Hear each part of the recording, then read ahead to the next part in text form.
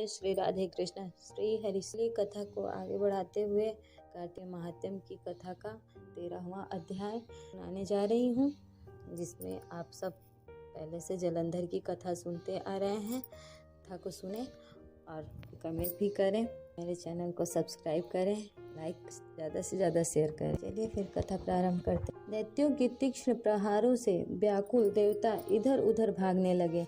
तब इंद्र आदि को इस प्रकार भयभीत देखकर गरुड़ पर चढ़े भगवान युद्ध में आगे बढ़े और उन्होंने अपना सारंग नामक धनुष उठाकर बड़े जोर से टंकार किया। त्रिलोक गूंज उठा। पल मात्र में ही भगवान विष्णु ने हजारों दैत्यों के सिर काट गिराए। यह देखकर जलंधर के क्रोध की सीमा न रही। फिर तो भगवान विष्णु और जलंधर का महान संग्राम हुआ। बाणों से आकाश भर गया। लोग आश्चर्य करने लगे। भगवान विष्णु ने अपने बाणों के वेग से उस दैत्य की ध्वजा, क्षेत्र और धनुष बाण काट डाले तथा एक बाण से उसकी छाती में प्रहार किया। इससे व्यथित हो उसने अपनी प्रचंड गदा उठा गरुड़ के मस्तक पर दे मारी। गरुड़ पृथ्वी पर गिर पड़ा। साथ ही क्रोध से उस दैत्य ने अपने होंठ काटे और भगवान विष्णु की छाती में भी तीक्ष्ण बाण मारा। इसके उत्तर में भगवान विष्णु ने उसकी गदा काट दी और अपने सारंग धनुष पर बाण चढ़ाकर उसको बींधना आरंभ किया। जलंधर भी उन पर अपने पैने बाण बरसाने लगा। उस समय जलंधर ने भगवान को कई पैने बाण मारकर वैष्णव धनुष को काट दिया।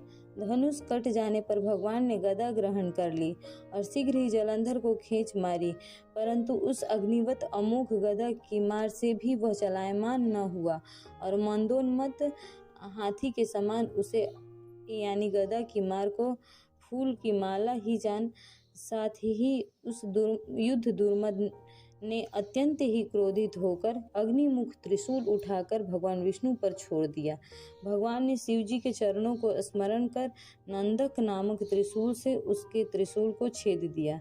जलंधर ने झपटकर भगवान की छाती में एक मुष्टिक मारा।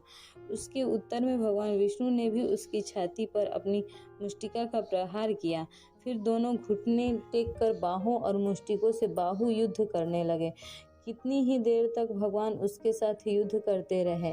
जब वह कुछ श्रमित से हो गए तब सर्वश्रेष्ठ मायावी से भगवान उस दैत्य से मेघवाणी में बोले, हे रण दुर्मद दैत्य श्रेष्ठ, धन्य है जो इस महायुद्ध में इतने बड़े बड़े आयुधों से भी भयभीत न हुआ। तेरे इस युद्ध से मैं बड़ा खुश हूँ। तू जो चाहे वर मांग, मैं अदेय वस्तु भी आज तुझे दे दूंगा।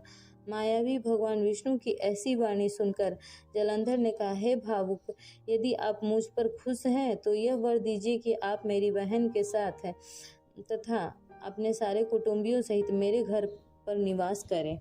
नारद जी कहते हैं, उसके ऐसे वचन सुनकर भगवान को खेद तो हुआ, किंतु उसी क्षण देवेश ने तथास्तु कह दिया। तब भगवान विष्णु सब देवताओं के साथ जलंधरपुर में जाकर निवास करने लगे। जलंधर अपनी बहन लक्ष्मी और देवताओं सहित भगवान को पाकर बड़ा प्रसन्न हुआ। फिर तो देवताओं के पास जो रत्न आदि थे उनके स्थानों पर दैत्यों को स्थापित करके जलंधर पृथ्वी पर आया। निशुंभ को पाताल में स्थापित कर दिया और देव दानव यक्ष गंधर्व सर्प राक्षस मनुष्य आदि सबको अपना वश बनाकर त्रिभुवन पर शासन करने लगा। उसने धर्मानुसार सुपुत्रों के समान प्रजा का पालन किया। उनके धर्म राज्य में सभी सुखी थे। बोलो प्रेम से विष्णु भगवान की जय।